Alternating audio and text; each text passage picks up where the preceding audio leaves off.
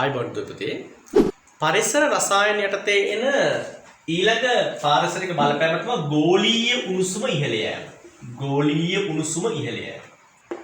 ඒ පෘථිවියේ උෂ්ණත්වය. සාමාන්‍ය පෘථිවිය අපි වායුගෝලයේ නැත්නම් පෘථිවියේ උෂ්ණත්වයේ මධ්‍යම උෂ්ණත්වය විශ්ව අපි ගන්න සෙල්සියස් එක 15ක් විතර.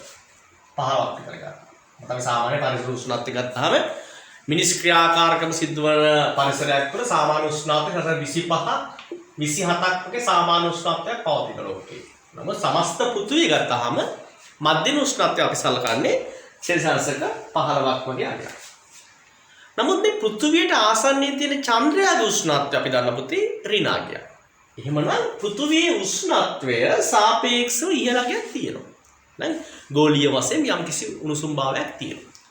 අපි එන මුලින්ම සාකච්ඡා කරන්න ඕනේ පෘථිවිය චන්ද්‍රයාට සාපේක්ෂව මේ වගේ උණුසුම් වාතාවරණයක් නිර්මාණය තියෙන්නේ කිනම් හේතුවක් මත පදනම් කරගෙන කියලා. පෘථිවිය මේ විදිහට උණුසුම් වීමට බලපාපු සංසිද්ධියට ඉෆෙක්ට් එක අපි කියනවා හරිතාගාර ආචරණය. හරිතාගාර ආචරණය. එන හරිතාගාර ආචරණය පිළිබඳව මූලික වශයෙන් සාකච්ඡා කරමු. පුතේ අපි ගාව තියෙන පොඩි මිත්‍යා මතයක් මේ හරිතාගාර ආචරණය කියන්නේ හානිදායක තත්ත්වයක් නැත.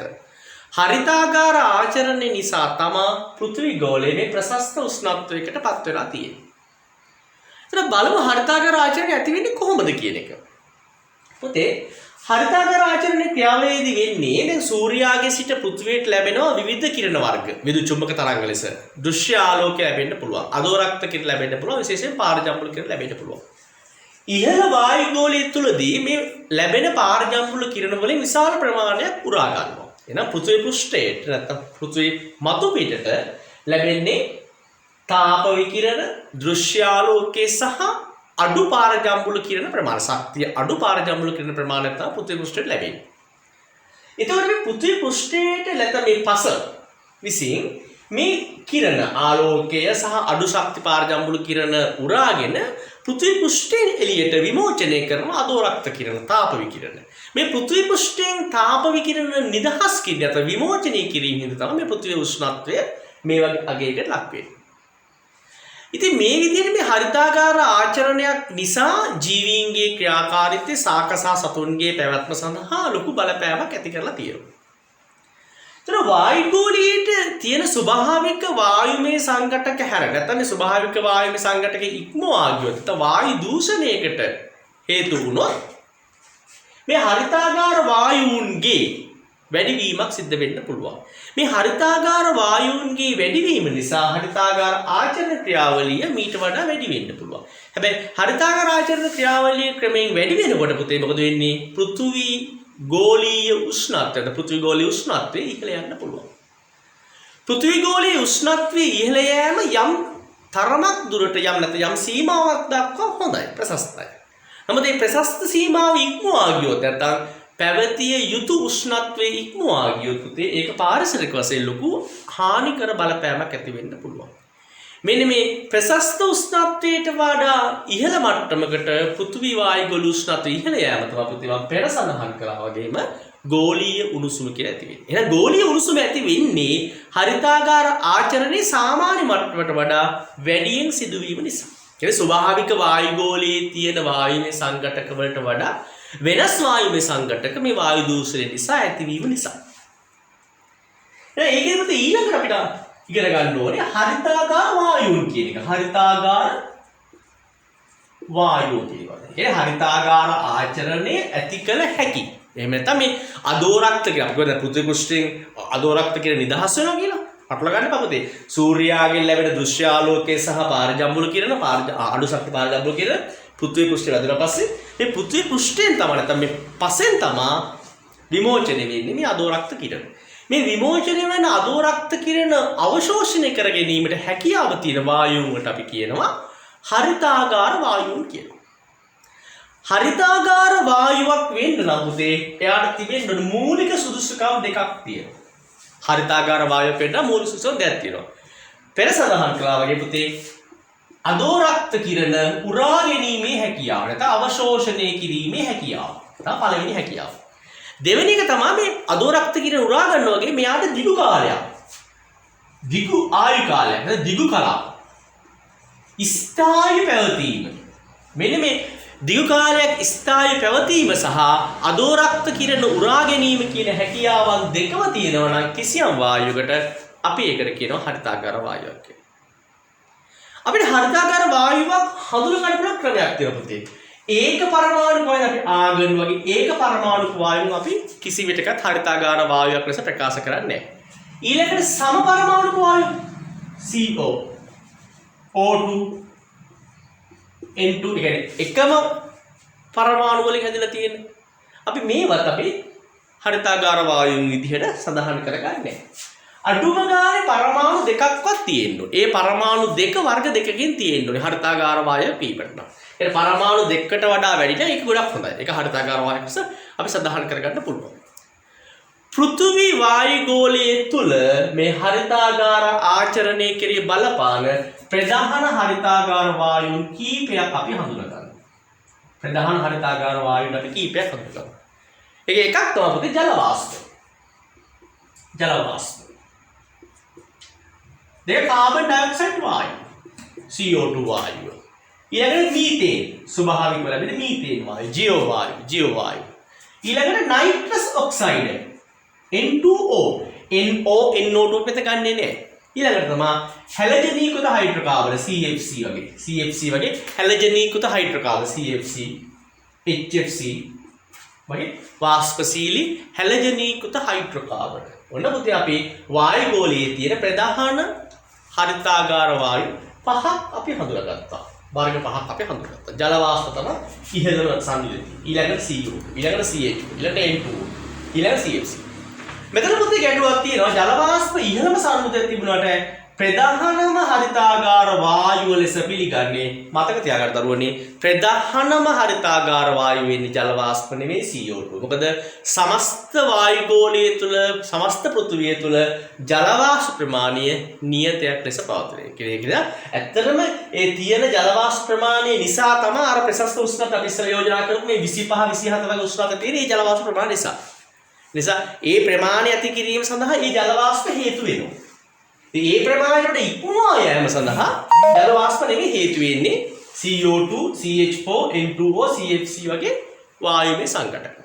එහෙනම් හොඳ මාත්‍යා ගන්න පුතේ පෘථිවි ගෝලීය උණුසුම් වීම සඳහා නැත්නම් හරිතාගාර ආචරණය සඳහා බලපාන ප්‍රධාන වායුව ජල වාෂ්ප නෙමෙයි කාබන් ඩයොක්සයිඩ් වායුව. ඊළඟට මීතේන් වායුව. ඊළඟට N2O වායුව. පැහැදිලිද පුතේ කියන එක? එතකොට දැන් තවත් බහු පරමාණුක වායුන් තියෙනවනේ. දැන් N2 වගේම NO2 ගොඩක් සුලභයි. SO2, SO3, NO2, SO2, SO3, CO මේ බහු පරමාණුක වායු. එතන අපි මේ අණුක සූත්‍රය දිහා බලපුවම මෙයාලගේ ව්‍යුහය දිහා බලපුවම අපිට හිතෙනවා මේවා හරිතාගාර වායුන් කියලා. නමුත් පුතේ මේවා හරිතාගාර වායුන් ලෙස අපි සලකන්නේ නැහැ. හරිතාගාර වායු සලකන්නේ නැති මේවට අදෝරක්ත කිරණ අවශෝෂණය කර ගැනීම හැකියාව තියෙනවා. නමුත් මෙයාලගේ ආයු කාලය ඉතා කෙටි. ආයු කාලය ඉතා කෙටි. මේක පුතේ ඉතාමත් හොඳ ප්‍රශ්නයක්. හරිද? හරිතාගාර වායුවකට බහු පරමාණුක වෙන්න ඕනේ, විෂම පරමාණුක වෙන්න ඕනේ. ඒ අනුව සහ ඒකේ මෙන්න මේ ප්‍රධාන ගති ලක්ෂණ දෙක තියෙන. එකක් තමයි අදෝරක්ත කිරණ අවශෝෂණය කර ගැනීමේ හැකියාව, දෙක තමයි දිගු ආයු කාලය පැවතීම. ඒ නිසා තමයි පුතේ NO2, SO2, SO3, CO කට්ටිය අදෝරක්ත කිරණ අවශෝෂණය කරගත්තද දිගු ආයු කාලයක් නොමැති නිසා අපි හරිතාගාර වායු ලෙස යෝජනා නොකරා. පැහැදිලිද පුතේ? right. ඊළඟට මේ ජල වාෂ්ප ගාවට මම ඊළඟට කිව්වා පුතේ CO2 තමයි මේකේ ලොකු බලපෑමක් කරන්න කියන එක. එතකොට මේ CO2 වායුවේ නිදහස් වෙන්න පුළුවන් ක්‍රම තමයි කොහොමද දරන පොසිලී ඉන්ධන දහනය නැත්නම් අක්‍රමවත් විදියට නැත්නම් අර පාලනයකින් තොරව මේ ඉන්ධනවල සිදුවන දහන ක්‍රියාවල නිසා තමයි මේ කාබන් ඩයොක්සයිඩ් මූලික වශයෙන් නිදහස් වෙන්නේ. මීතේන් ස්වභාවිකව සුද්ධජීවී ක්‍රියාකාරීත්වය විශේෂයෙන්ම නාගරික ප්‍රදේශවල සිදුවන අක්‍රමවත් කැලිකසල් කළමනාකරණ ක්‍රියාවල නිසා අද නාගරික ප්‍රදේශවල CH4 නිදහස් වීම ඉතාමත්ම ඉහළ මට්ටමකට වැඩි වෙලා තියෙනවා. N2O nitrous oxide N2O. වායුගෝලයට N2O නිදහස් වෙන්නේ මූලික වශයෙන් පුතේ සුද්ධජීවී ක්‍රියාකාරීත්වයේ විශේෂයෙන්ම කුෂිකාර මාර්ගයේ පොහොරය වලින් සහ නැත්නම් නයිට්‍රජනීය අයින්ද්‍රිය ද්‍රව්‍ය හේතු වායුගෝලයට N2O නිදහස් වෙන්න පුළුවන්. මෙන්න මේ CFC HFC වගේ හැලජනීකృత වාෂ්පශීලී හයිඩ්‍රෝකාබන නිදහස් වෙන්න පුළුවන් ප්‍රධාන ක්‍රම තමයි මිනිස් ක්‍රියාකාරකම් මිනිසා විසින් නිර්මාණය කරන සීතකරණ වායු සමනය කරන යන්ත්‍ර විවිධ ස්ප්‍රේ වර්ග සුසෝද විලු වගේ යම් වාෂ්පශීලී ද්‍රව්‍ය නිසා වායු ගෝලයට මේ හැලජනීකృత හයිඩ්‍රෝකාබන නිදහස් වෙන්න පුළුවන්. ඉතින් පුතේ මෙන්න මේ සාධක නිසා හරිතාගාර ආචරණයක් සිද්ධ වෙනවා. ඒ හරිතාගාර ආචරණේ අපි බලාපොරොත්තු වන ප්‍රශස්ත මට්ටමකට වැඩි වෙනවා. ඒ නිසා මොකද වෙන්නේ පුතේ? පෘථිවි ගෝලීය උෂ්ණත්වයේ ඉහළ යනවා. ඊළඟට අපි සාකච්ඡා කරන්නේ මේ පෘථිවි ගෝලීය උෂ්ණත්වයේ ඉහළ යෑම නිසා ඇතිවන අහිතකර බලපෑම. පැහැදිලිද? අපි මේ පාඩමේ තුල හොඳ දිගුවක් තියෙනවා. කර්මාන්තවල නිදහස් වන විශේෂයෙන්ම කාබන් ඩයොක්සයිඩ් වගේ වායු නිසා ගෝලීය උණුසුම සඳහා ලොකු බලපෑමක් ඇති කරා. අපි මේක තේරුම් ගන්නවා. මේ ගෝලීය උණුසුම නිසා සාක සතුන් සහ මිනිසාට ඇති වෙන්න පුළුවන් බලපෑම් ගැන ඊළඟ සාකච්ඡා කරා. ප්‍රධානම දේ තමයි මේ ගෝලීය උණුසුම නිසා පුතේ ග්ලැසියර් නැත්නම් අයිස් තට්ටු නැත්නම් ද්‍රවාසන්න ප්‍රදේශවල තියෙන ග්ලැසියර් දියවීම නිසා මුහුදු මට්ටම වැඩි වෙන්න පුළුවන්. මුහුදු මට්ටම වැඩි වෙනවා කියලා පුතේ ගොඩබිම් ප්‍රදේශය නැත්නම් යම් යම් දූපත්වයේ මාළදිව වෙන වගේ යම් යම් දූපත් යටවීමේ අවදානවලට ලක් වෙන්න පුළුවන්. ඒක අංකයක.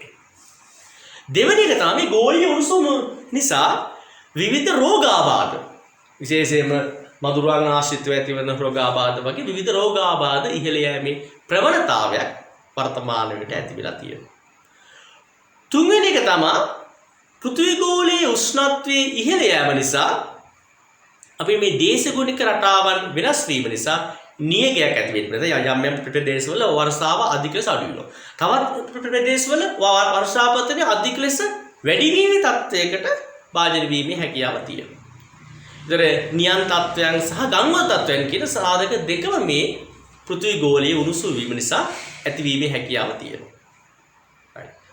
එහෙනම් පුතේ මේ ඇති වූ ගෝලීය උණුසුම අවම කරගන්නේ කොහොමද? ප්‍රධාන වශයෙන් මම කිව්වා ගෝලීය උණුසුම අවම කරගන්න පුළුවන් ප්‍රධානම දේ තමයි CO2 නිදහස් වීම අවම කිරීම. CO2 නිදහස් වීම අවම කරගන්න නම් එක්ක අපි ෆොසිල් ඉන්ධන දහනය අවම කරගන්න ඕනේ. ඒ කියන්නේ විකල්ප බලශක්ති ප්‍රභෝගෝ කාර්යක්ෂම ඉන්ධන දහන කාර්යක්ෂමතාවයක් තියෙන එන්ජින් භාවිතා කිරීමෙන් අපි කරන්න පුළුවන්. දෙවෙනි එක තමයි අපි සරල දීපත්වක් ඇක්කිරීම නැත්නම් මේ CO2 වායු ගෝලයෙන් අවශෝෂණය කරගන්න පුළුවන් වනාන්තර ඇති කියන නැත්නම් නව වන රෝපණය සිදු කිරීම සහ වන විනාශය වළක්වා ගැනීම අපිට කරන්න පුළුවන්. ඊළඟට තමයි CHO නිදහස් වීම අවම කරගන්න පුළුවන්. අර විශේෂයෙන්ම නාගරික පරිසර සිදුවන අක්‍රමවත් කැලිකසල කළමනාකරණය අවම කරන්න පුළුවන්. N2O නිදහස් වීම අවම කරන්න පුළුවන්. කෘෂි කර්මාන්තයේදී යෙදෙන පොහොර භාවිතය අපි හැකියතාක් දුරට අවම කිරීම. CFC HFC වගේ දේවල් නිදහස් වීම අවම කරන්න පුළුවන්. සීතකරණ සහ වායු සමන සඳහා මේවා භාවිතා කිරීම අවම කිරීම මගින් අපිට වායු ගෝලයේ CFC HFC වගේ දේවල් නිදහස් වීම අපිට අවම කරගන්න පුළුවන්. එහෙනම් පුතේ අපි අද සාකච්ඡා කරේ උසස් පෙළ රසායන විද්‍යාව විෂය නිර්දේශයේ එන පරිසර රසායන යටතේ ගෝලීය උණුසුම ඉහළ යාම කියන සාධකයේ සම්බන්ධය. මේ ගෝලීය උණුසුම ඉහළ යාම කියන අදහස් දෙකේ සාරාංශගත පුතේ සාමාන්‍ය උෂ්ණත්වය බලාපොරොත්තු වෙන්නේ පරිසරය තුළ ජීව ක්‍රියාකාරීත්වයේ යහපත්ව පැවැත්ම සඳහා 25ක් වගේ අගයක්. මේ 25ක් වගේ අගයක් පවත්වා ගැනීමට හේතු වන ස්වභාවික සංසිද්ධියක් තියෙනවා. ක්‍රියාවලියක් තියෙනවා. ඒ ක්‍රියාවලිය තමයි හරිතාගාර ආචරණය කියන්නේ. අතන හරිතාගාර ආචරණය කියන්නේ යහපත් ක්‍රියාවලියක්. සූර්යාගෙන් ලැබෙන දෘශ්‍යාලෝකය, අඩු ශක්ති පාරජම්බුල කිරණ අපේ පෘථිවි පෘෂ්ඨයෙන් උරාගෙන පෘථිවි පෘෂ්ඨය විමෝචනය කරනවා අදෝරක්ත කිරණ. මේ අදෝරක්ත කිරණ නැත්නම් මේ තාප කිරණ නිසා තමයි පෘථිවියට මේ වගේ ප්‍රශස්ත උෂ්ණත්වයක් ලැබිලා තියෙන්නේ. ඒකේ තවත් හිතකරයි. නමුත් හරිතාගාර වායු ප්‍රමාණය ඉහළ යෑම නිසා නැත්නම් මේ අදෝරක්ත කිරණ උරා ගන්න දිගුකාලීන ස්ථායීතාවයක් තියෙන වායු සාන්ද්‍රණය ඉහළ යෑම නිසා පෘථිවියේ උෂ්ණත්වයේ මෙන්න මේ ප්‍රශස්ත අගය ඉක්මවා යන්න පුළුවන්. මෙන්න මේකට අපි කියනවා ගෝලීය උණුසුම ඉහළ යෑම කියලා. මේ ගෝලීය උණුසුම ඉහළ යාමට දායක කරන මේ වායුන් අපි කියනවා හරිතාගාර වායු කියලා. හරිතාගාර වායුවක් වෙන්න නම් එයාගේ මූලික අවශ්‍යතාවයන් දෙකක් තියෙනවා. අදෝරක්ත කිරණ අවශෝෂණය කර ගැනීම සහ දීර්ඝකාලීන ස්ථායීතාවය තිබීම. අපි ප්‍රධාන වශයෙන් වායු ගෝලයේ පැවතිය හැකි හරිතාගාර වායුන් වර්ග පහක් හඳුනාගත්තා. ජල වාෂ්ප CO2, CH4, N2O වාෂ්පශීලී හයිඩ්‍රෝකාබන් හැලජනීකృత හයිඩ්‍රෝකාබන්. ජල වාෂ්ප තමයි ප්‍රධාන වශයෙන් හරිතාගාර ඇතිවෙස බලපාන. නමුත් ඒක අපි හරිතාගාර වායු පිළිගන්නේ නැහැ. මොකද පෘථිවි වායු ගෝලීය තුන ප්‍රශස්ත ජල වාෂ්ප ප්‍රමාණයක් තියෙන. ඒ ප්‍රශස්ත ජල වාෂ්ප ප්‍රමාණය මගින් මේ ප්‍රශස්ත උෂ්ණත්වය පත් කරගෙන තියෙනවා. ඒ උෂ්ණත්වයට වඩා වැඩි උෂ්ණත්වයක් ඇති කරේ මේ ජල වාෂ්ප ප්‍රමාණය නිසා නෙවෙයි වායු ගෝලයට එකතු වෙන මෙන්න මේ පල්ලෙහෙන් අපසල ආගන්තුකයෝ නිසා carbon dioxide CH4 N2O CFC වගේ සාධක නිසා. ඉතින් මේවා නිදහස් කිරීම අවම කිරීමෙන් අපිට හරිතාගාර ආචරණය අවම කරගන්න පුළුවන් ගෝලීය උණුසුම පහළ දාන්න පුළුවන්. ඉතින් අපි අවසාන සාකච්ඡා කරා මේ ගෝලීය උණුසුම ඉහළ යෑම නිසා ඇති වෙන්න පුළුවන් බලපෑම මොනවද කියන්නේ. ප්‍රධාන වශයෙන් තමයි පුතේ අර ග්ලැසියර් වගේ දේවල් දියවීම නිසා මුහුදු මට්ටම ඉහළ යනවා. ඊට සාපේක්ෂව ගොඩබිම් ප්‍රමාණය අපිට අහිමි වෙන්න පුළුවන්. දෙවෙනි එක තමයි වැදගත්ම එක තමයි පාරිසරික බලපෑම. ඒක දේශගුණික රටා වෙනස් වීම නිසා වර්ෂාපතනයේ නියගය කාන්තාරකරණය වගේ ක්‍රියාවලියන් සිද්ධ වෙන්න පුළුවන්. ඊළඟට තමයි පුතේ සාකච්ඡා කරන්න ඕනේ වැදගත්ම දේ තමයි පුතේ මේවා අවම කර ගැනීම සඳහා විශේෂයෙන් CO2 අවම කර සඳහා ඉන්ධන දහනය අපි අවම කර ගන්නවා උපකසලේ ඉන්ධන නැත්නම් විකල්ප ක්‍රම බාහිර කරන්න පුළුවන් CH4 අවම කර ගන්න පුළුවන් අපි නාගරික පද්ධතිවල සිදුවන කැලිකස කළමනාකරණය යහපත් කිරීම N2O අපි අවම කර ගන්න පුළුවන් කුෂ්කර්මාන්තයේ භාවිත කරන පොහොර ප්‍රමාණය අවම කිරීම CFC HFC වගේ දේවල් අපි අවම කර ගන්න පුළුවන් සීතකරණ සහ වායු සමන යන්ත්‍රවලද මේ වාගේ භාවිතය අවම කිරීම. එහෙනම් පුතේ මම විශ්වාස කරනවා ගෝලීය උණුසුම ඉහළ යාම සහ එහින් ඇතිවන පාරිසරික බලපෑම් පිළිබඳ මේ වීඩියෝ තුලින් පැහැදිලි වුණා කියන එක.